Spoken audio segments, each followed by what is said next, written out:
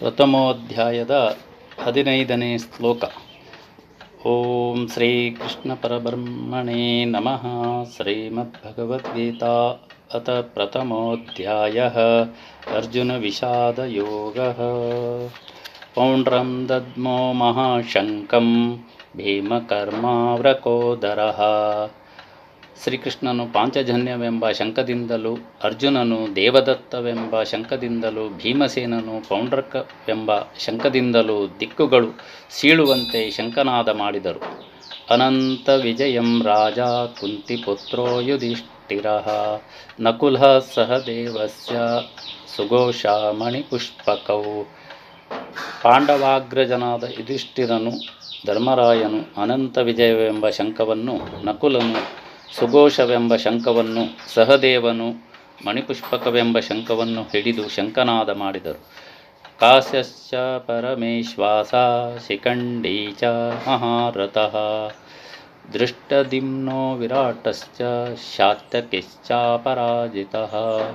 ಧನುರ್ಧಾರಿಯಾದ ಕಾಶಿರಾಜನು, ಮಹಾರಥನಾದ ಶಾತ್ಯಕಿ, ಶಿಖಂಡಿ, ದೃಷ್ಟದ್ಯುಮ್ನನು, ವಿರಾಟರಾಜನು ಭೀಕರ ಶಂಖನಾದ ಮಾಡಿದರು. ದ್ರುಪದೋ ದ್ರೌಪದೇಯಾಶ್ಚ ಸರ್ವಶಃ ಪೃಥ್ವೀಪತೆ ಸೌಭದ್ರಸ್ಯ ಮಹಾಬಾಹೋ ಶಂಖಾನ್ ದದ್ಮು ಪೃಥಕ್ ಪೃಥಕ್. ಪಾಂಚಾಲರಾಜನಾದ ದ್ರುಪದನು, ದ್ರೌಪದಿ ತನೆಯರಾದ ಪ್ರತಿವಿಂಧ್ಯ, ಕೃತಶೋಮ, ಕೃತಕೀರ್ತಿ, ಶತಾನಿಕ, ಶ್ರತಸೇನರು ಮತ್ತು ಸುಭದ್ರಾತನೆಯ ಅಭಿಮನ್ಯು ತಮ್ಮ ತಮ್ಮ ಯುದ್ಧ ಶಂಖಗಳನ್ನು ಹಿಡಿದು ಶಂಖಧ್ವನಿ ಮಾಡಿದರು.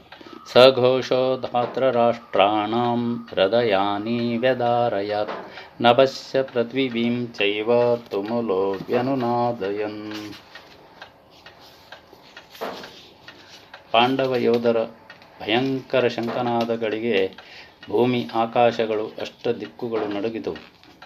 ಕೌರವ ಯೋಧರ ಹೃದಯಗಳು ಜಾರಿದವು.